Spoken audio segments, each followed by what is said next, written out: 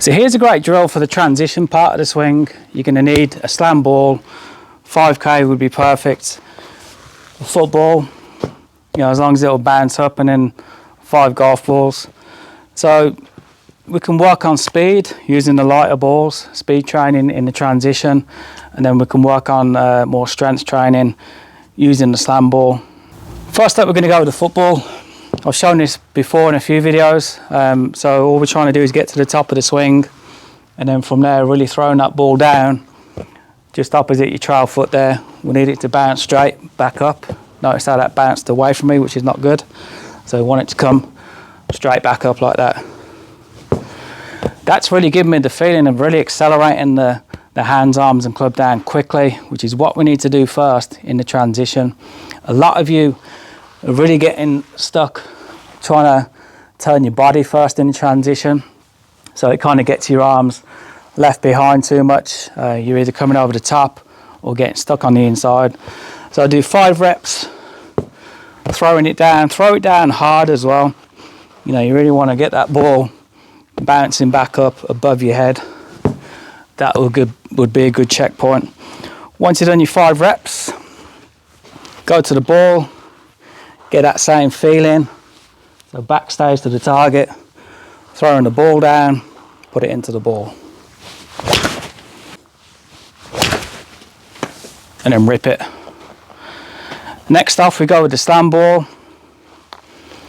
What I love about this is it's really going to help you out with the lowering in the golf swing, which I've talked about before. So when we're swinging the club back, we see a lot of good players lowering as they're going back, and we definitely see a lot of them, most of them, lowering as they're coming down. This is really important because it lowers your center of gravity.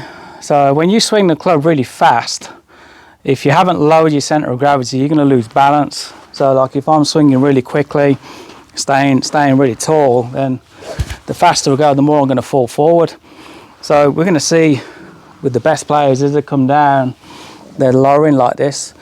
The lower you go, the faster you can swing because you can balance out the force. So if I try and throw this ball down fast without lowering, I'm going to feel quite off balance when I do it. Then if I add some lowering into it, see how solid I am. I would love to get into that position. I don't, but I would love to. And we've seen Tiger Woods doing a similar thing on the range where he'll get to the top and he's literally like that on his practice routine. That's pretty much what I'm doing with this slam ball. See? Backside out, hips back.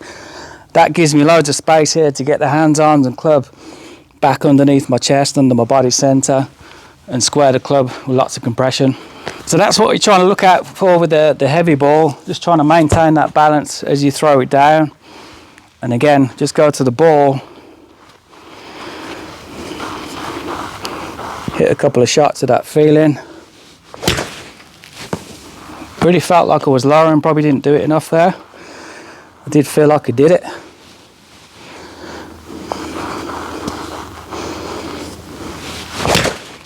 That was better.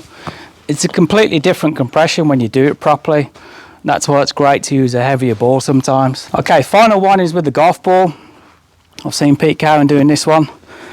And then basically what he'll do, he'll get his players to hold the ball between the thumb and finger without a golf club, get to the top of their swing, take off the lead hand, and then from there, really try and throw that ball down hard into the ground, somewhere just left of centre of your feet there, and you want it to bounce off straight into the net.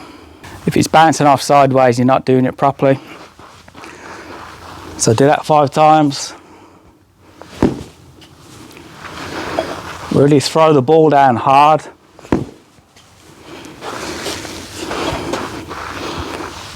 Really throw it down hard. And then get that feeling when you go to the golf ball. Imagine you're throwing that ball down. Solid, really compressed. So add those transition drills into your training. Try and do 5 throwdowns, 5 shots with your golf club.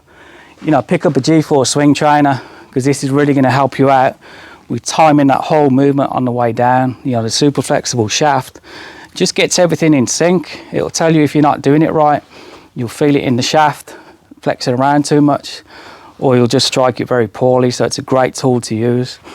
So I normally do 5 throwdowns, 5 shots with the GForce, 5 shots in my regular club. Then I work down the reps, 4, 3, 2, 1 into the low reps, because you can transfer the feelings over into your regular club then. So when you go and play, you're doing the same thing. Appreciate you watching this video. Any questions, just ask. See you soon.